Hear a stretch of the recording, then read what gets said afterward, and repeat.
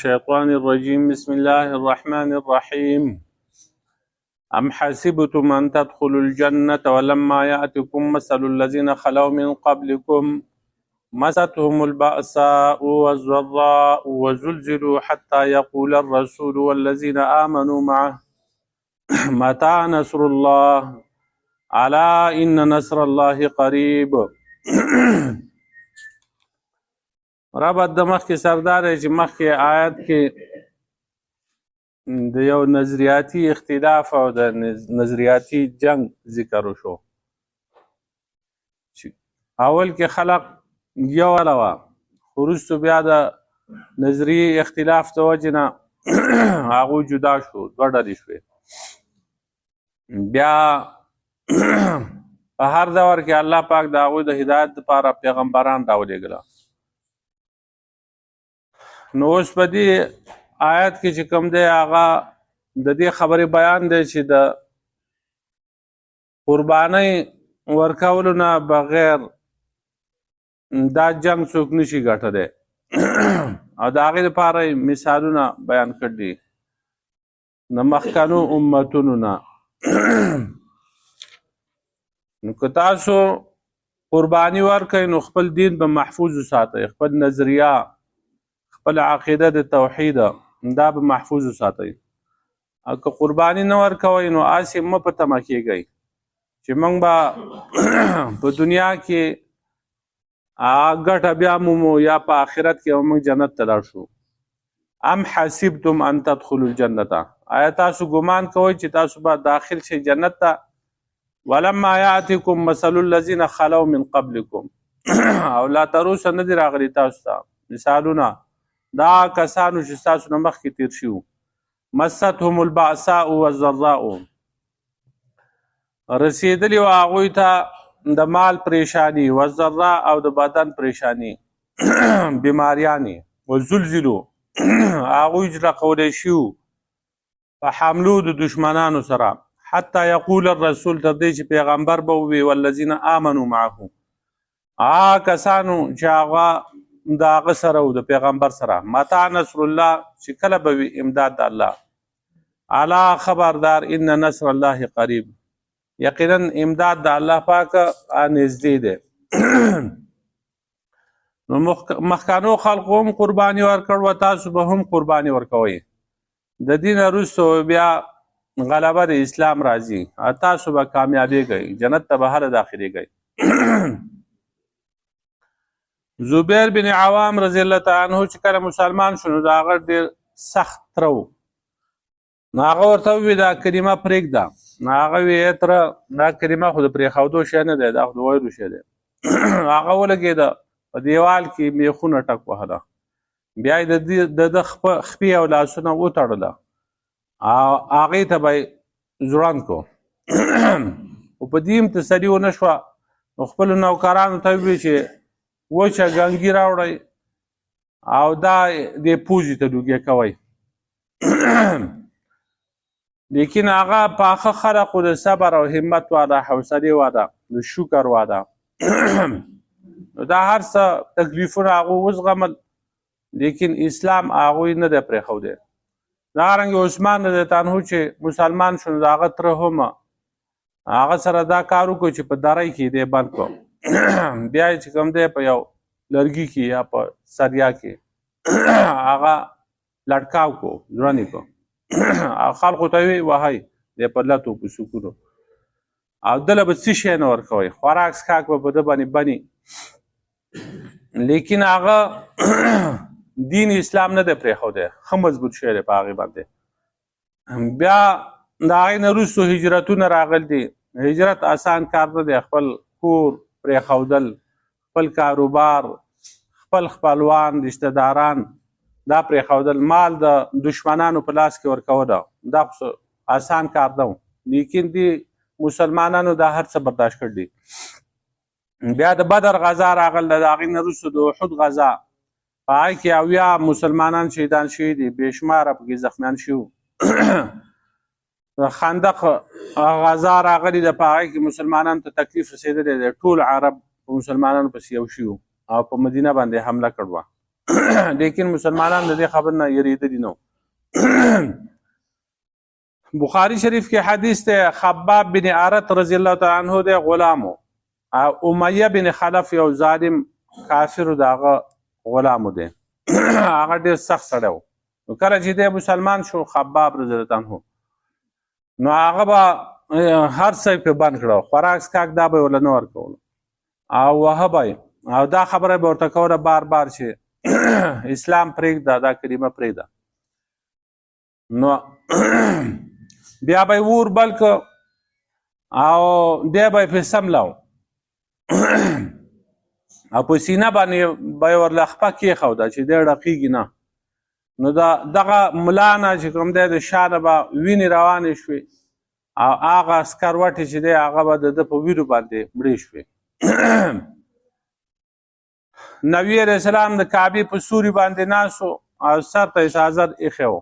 خباب بن عارت رضی الله عنه راغی، خپل د دې شا نه یې د کمیس پورته کړ، وی ای د الله رسول صلی الله علیه وسلم زما آقا چې دی هغه ظالم امیه بن خلف هغه ما په سکروټو باندې سملی او خپه زما په سینه باندې کیدي، زه ړقېدی نه شم. نو ته زما په دې ملا کې دا کندې وګوره. نو دغه د هغه سېزلو د وجې نه چې کوم دی هغه په ملا کې کندې شوي.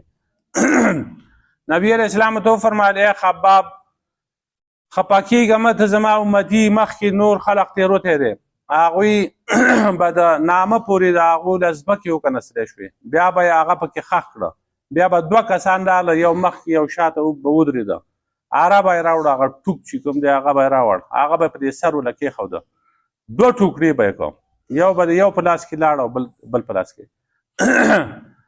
او څه کسان داسې و چې د هغو لپاره د اوسپنې منګزې جوړې شوې وې، اوسپنې منګزې په هغې باندې د هغو غوښې به هغه وتوږلی شوې، منګز کړی شوې، هغه به په ارمانونو مړه شو. خپه کېږه مه، یو وخت به داسې راشي چې د صنعا نه به یوازې ښځه چې کوم دی مسلمانه ښځه روانه شي مدینې منورې ته، هغه به د الله نه بغیر د هیڅ چا نه یریږي، هغه د هغې حفاظت به بیا سورت بروج کې وروسته واقعه راځي. ظالم بادشاه چې کوم دی هغه عبدالله بن تامر او د هغه ملګرو ته یې کندې وکنستلې، په هغې کې اور بل کړ او په خپله خپل وزیران مشیران دی راوسته، کرسۍ ولګولې، د دې کندې په غاړه باندې کېناسته، یو کس به یې دیکاکاو دی اور ته نو یو بیا دویم دریم څلورمه دغه شانتې هغو به سوځېده. نو یو ښځه یې راوسته، د هغې په غېږ کې یو ماشوم و، هغه ماشوم یې ترې واخېسته، هغه یې اور ته ورتاو کړو، نو هغې چغې کړې. نو ما خو کلمه ویل ده مسلمانه شوې یم، نو دې ماشوم څه قصور کړی دی، د ده څه ګناه دی؟ نو هغه ماشوم ورته آواز وکړو، شیرخوار بچی و پیس کله، خو خدای پاک ورته طاقت د ګویایي ورکړو، آواز یې ورته وکړو وی مورې راځه او یریږه مه، دا باغ دی، باغ دا اور نه دی، رادانګه. نو هغې ورته وبودنګله. نو دغه شانې تکلیفونه چې کوم دی په هغه مسلمانانو باندې تېروتي وو. عبدالله ابن حذافه سهمي رضی الله تعالی عنه دا روم ته تللی و. نو هرقل چې کوم دی د روم بادشاه د هغه فوجیانو دوی قید کړه، دا د عمر رضی الله عنه خلافت و او یو به یې راوست او دیګونه یې باندې کړي وو په اور باندې او په هغې کې تیل اچولي وو، دا یو به ورته اچو، هغو به بس ښکاره به شو. نو دا انټرویو به یې مخکې واخیسته، کوم سړی به کافر کېده جو هغه به پرېښوده. نو یو یې دغه شانتې راوسته چې هغه بادشاه ده ته فکر شو عبدالله بن حذافه رضی الله عنه ته، د دې ډېر ښکلی ځوان و، قد و قامت یې برابر و او ډېرې ښکلې خبرې به یې کولې، فصیح سړی و. نو هرقل ورته وویل لږ صبر وکړئ، دی ماله راوړئ، ورته وایي زه د دې روم بادشاه یم، زما نوم هرقل دی او قیصر زما لقب دی، زه تا ته یو مشوره در کومه، زه خپله لور تاله په نکاح در کومه او تاله زه تا په خپل بادشاهۍ کې شریکومه چې ته څه غواړې، وزارت غواړې، څه شی غواړې، هغه زه تاله در کومه، خو ته نصر ته ته به نصراني شي، زموږ دین قبول کړه. عبدالله بن حذافه رضی الله عنه ورته وویل ته بیا ووایه. نو هغه بیا دا خبره وکړه. نو هغه ورته وویل دا خو یو ملک دی د رومه بادشاهي ده تا سره، زما دې په هغه ذات قسم چې د هغه په قبضه قدرت کې زما روح دی، که د ټولې دنیا بادشاه شي او دغه بادشاهي ته ماله راکایې دا تاج زما په سر باندې ږدي نو زه بیا هم اسلام هغه نه پرېږدم. حبیب ابن زید انصاري رضی الله عنه هغه مسلمة الکذاب د جنگ دپاره تللی و، هغه د پیغمبرۍ دعوه کړې وه، هغوی ونیوه. نو ده ته وی ته ولې جنګېږې؟ نو ده وی زه ځکه جنګېږم چې ته دروغجن یې که نه، دا د پیغمبرۍ دعوه کړه.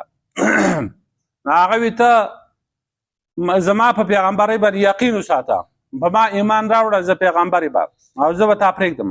هغه وی زه تا باندې ایمان نه راوړم، ما ایمان په محمد رسول الله صلی الله علیه وسلم باندې راوړی.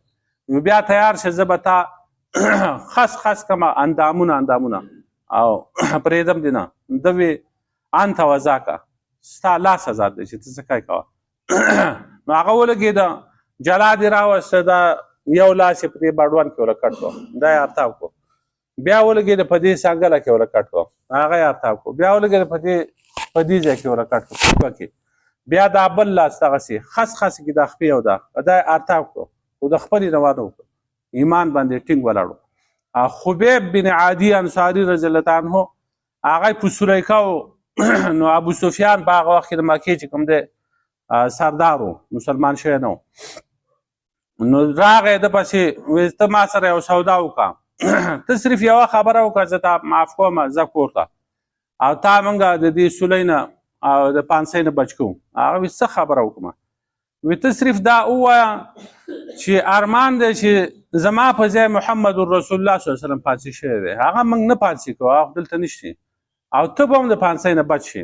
په دغه وخت کې ده ته دا اجازت و د فقه او اسلام موږ ته دا وایي، او قرآن هم دغه وایي چې چا باندې زور وکړی شي او د هغه په زړه کې ایمان وي نو که هغه د خولې نه داسې الفاظ وباسي چې د کفر وي، نو په دې باندې دی ګناهګار نه دی، دی به ځان بچ کړي. هغه ورته وي ته بیا ووایه. هغه بیا دا خبره وکړه، هغه ده ورته ووایي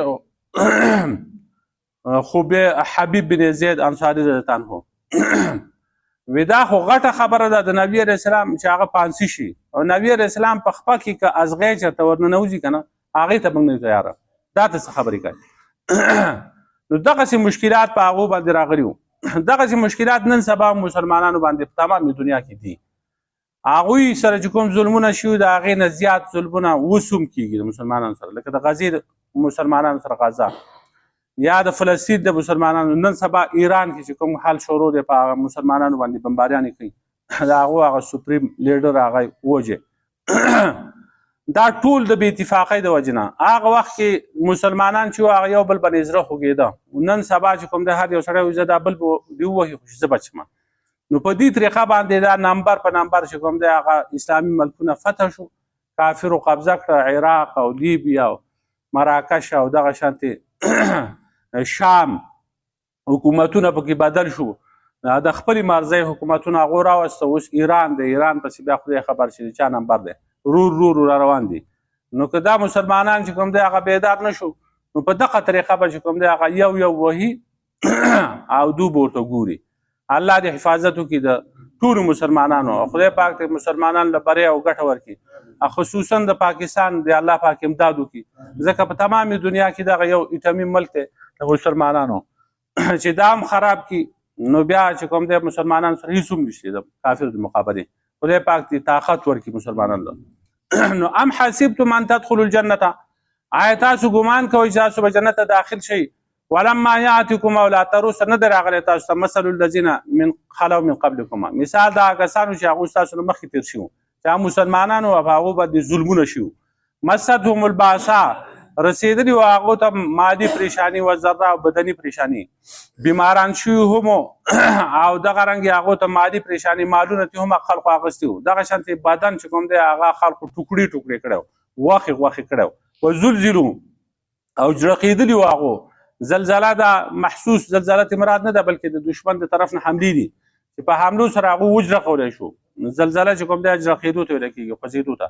حتی یقول الرسول، تر دې چې پیغمبر به ووي والذین آمنوا معه، کسان چې ایمان راوړی د ده سره، متا نصر الله، کله به وي امداد د الله تعالی. نو دا تپوس چې هغو کو پیغمبرانو مؤمنانو، دا د شک د وجې نه چې د هغو د الله په امداد باندې څه شک و، د دې وجې نه چې هغه وخت نه و مقرره، الله طرف د وعده شو چې زه به خامخا ستاسو سره امداد کوم او دا اوس هم د الله پاک دغه وعده ده چې د مظلومانو مسلمانانو سره الله پاک امداد کوي. خو بیا به دوی تنګ شو د کافرو حملې به نه منع کېدې نو دوی به وي چې خدای پاک اوس ته امداد زر راشي موږ ته نیټه وښیي ټیم راته وښیي چې په دغه تاریخ به د الله پاک امداد راځي نو موږ به خوشحاله شو. نو د دې وجې نه به وایي چې متى نصر الله نو الا ان نصر الله قریب خبردار یقینا امداد د الله پاک هغه نږدې دی. یسألونک ماذا ينفقون دا خلق تپوس کوي ستانه چې دوی څه خرج کړي نو قل ما انفقتم من خیر ته وایه هغه چې تاسو خرج کوئ د خیر نه د مال نه فللوالدین نو دا د مور و پلار دپاره والاقربین د خپلوان دپاره والیتامه او د یتیمانانو دپاره دی والمساکین د مسکینانو دپاره وابن السبیل او د مسافرو دپاره د هغوی دپاره دی.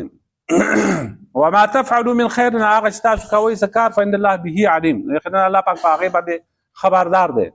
دا تپوس چا کړی نو دا عمرو بن جموح رضی الله تعالی عنه انصاري صحابي و په خپه باندې ګوډو چې ته به نو داسې چورلک غوندې به یې خوړه یو طرف ته به کږېده نو او و ډېر مالداره نو ده تپوس کړی چې زما سره مال ډېر دی نو څه شی خرج کړم ماذا ينفقون موږ څه خرج کړو تپوس دوی دا کړلی چې موږ څه خرج کړو خو جواب یې ورته دغه ورکړی تاسو څه شی خرج کوئ بلکې د هغې مصرف یې ښودل دی چې دغه پرېږدئ هر څو چې خرج کوئ چې څه شی خرج کوئ څومره خرج کوئ لږ یو که زیات دغه پرېږدئ خو مصرف درته ښیو چې هغه چا له به ورکوئ نو تاسو چې څه ورکوئ خپل مال نو فلیلوالدین نو خپل مور و پلار له او رشته دارانو یتیمانانو مسکینانو او مسافرو لره هغو له ورکوئ نو دا عام صدقه ده. عام صدقه چې کوم دغه په مور و پلار او په دوی باندې کیږي زکات مراد نه ده ځکه زکات چې کوم دغه په مور و پلار باندې نه کیږي اصول او فروع باندې دغه شانتې ښځه خاوند له خاوند ښځې د زکات نشي ورکولی. دغه شانې سیدان چې کوم دي اصلي سیدان چې د هغوی سره شجر نسب محفوظ وي هغه خپل شجره رسولی شي حسن حسین رضی الله عنهما ته او د فاطمې اولاد یا د هغه 15 کسان دي عقیل او حارث او دغه رنګ علي رضی الله عنه د دغه 15 کسانو اولاد چې کوم دی هغو باندې زکات نه کېږي هغو له هم نشي ورکولی. نو دا چې ورکوئ صدقه ده مور و پلار له ورکولی شئ رشته داران له یتیمانان له مسکینان له ابن سبیل مسافر و هغوی له ورکوئ او کوم شی چې د خیر تاسو کوئ هر د خیر کار چې کوئ مال ورکوئ فإن الله به علیم یقینا الله پاک په هغې باندې پوهه دی. کتب علیکم القتال مخکې د کافرو د ظلمونو بحث تیر شو نو اوس حکم دی دوی ته چې تاسو دې ظلمونو باندې خاموشه مه پاتې کېږئ دا خاموشي هم یو جرم دی بلکې پاسئ د دوی خلاف څه اقدام وکړئ دا تر څو پورې به تاسو وهلی کېږئ ټکولی کېږئ به تاسو به غلي ناستئ او یو ته به ګورئ بل ته به ګورئ چې خیر د زما نمبر له وروستو دی مال چې راځي هغې کې به څه ټایم وتی نو دا ټایم پکې ګوره ډېر نه لګي نو کتبه علیکم القتال په تاسو باندې قتال او جهاد چې کوم دی فرض شوی دی نو جهاد په تاسو فرض دی نو بعضې جهاد چې کوم دی هغه فرض کفایي بعضې فرض عیني فرض کفایي هغه ده چې هغه یو څو کسان وجنګېږي د دې نورو غاړه ازاده شي او فرض عین هغه ده چې په هغې باندې د هر سړي غاړه بنده تر څو پورې چې په خپله جهاد نه کړی نو دا یو هغه ده چې بهر ملکونو ته سړی ځي اقدامي جهاد کوي نو دا فرض کفایه ده دا په ټول باندې فرض نه دی خو څه کسان چې کوم دی هغه په امت کې داسې چې هغوی جهاد کوي نو بس د نورو غاړه آزاده ده او یو چې کوم دی دفاعي جنگ دی چې کله کافر حمله وکړي مسلمانانو ملکونو باندې نو بیا په ټولو خلقو باندې دا جهاد فرض شو په هغې کې بیا اجازت غوښتو دې ته ضرورت نشته ټول به وځي مثلا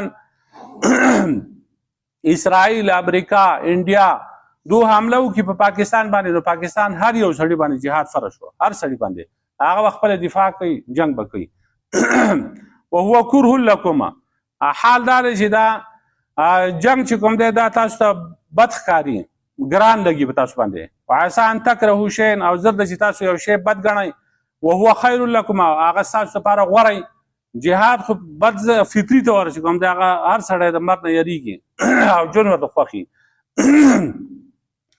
نو جهاد ګران کار دی که نه دا هر یو سړی د هغې نه ځان بچ کوي زه مړ نه شم او زما مال چې کوم دی محفوظ پاتې شي زما اولاد محفوظ پاتې شي نو هر یو سړی وایي چې زه ترې بچ شم نو دا په تاسو باندې بد لګي. شرعي تور نه په شریعت کې چې جهاد نه کوم سړی انکار کوي یا بد ګڼي شرعي تور هغه بیا کافر کیږي. فطري تور هر یو سړی دا بد ګڼي چې راځه او مړ نشم چاته لاړ نشم. وعسان تحبوا شيئا او زر چې تاسو محبت کوئ د یو شي سره وهو شر لكم حال دا هغه به شر ستاسو لپاره هغه به ستاسو لپاره شر. والله يعلم وانتم لا تعلمون. الله پاک پوهه دی او تاسو نه پوهیږئ. ام حسبتم ان تدخلوا الجنه تاسو ګمان کوئ تاسو به داخل شئ جنت ته ولما ياتكم مثل الذين خلوا من قبلكم او لا تروس نه درغله تاسو مثال دا کسانو چې تیر شوي دي تاسو مخکې مستهم البعثاء ورسیدلي هغو ته مالي مشکلات والضراء وبدني مشکلات وزلزلوا او جړقېدلي هغو حتى يقول الرسول تر دې چې پیغمبر به ووي والذين امنوا معه کسان چې ایمان راوړی د هغه سره متى نصر الله کله به امداد الله الا خبردار ان نصر الله قریب یقینا امداد الله پاک نږدې دی. یسالونک ماذا ينفقون دا خلق ستانه تپوس کوي پیغمبر صلی الله علیه وسلم چې دوی څه خرج کړي. قلت ما انفقتم هغه چې خرج کوئ تاسو من خیر د مال نه فللوالدین نو هغه د مور پلار دپاره دي والاقربین د رشته دارانو دپاره والیتامه د یتیمانانو دپاره والمساکین د مسکینانو دپاره وابن السبیل او مسافر دپاره. وما تفعلوا من خیر هغه چې کوئ تاسو څه خیر فان الله به علیم نو یقینا الله پاک په هغې باندې پوهه دی. کتب علیکم القتال فرض شوی دی په تاسو باندې جنګ وهو کرح لکم حال دا دی چې هغه بد لګي په تاسو باندې. وعسى ان تکرهوا شیئا ازر د چې تاسو نه خوښوئ یو شی وهو خیر لکم ستاسو لپاره غوره. وعسى ان تحبوا شیئا او زر د چې تاسو یو شی به ښه ګڼئ وهو شر لکم هغه به ستاسو لپاره شري. والله یعلم وانتم لا تعلمون. الله پاک پوهه دی او تاسو نه پوهیږئ. ربنا ظلم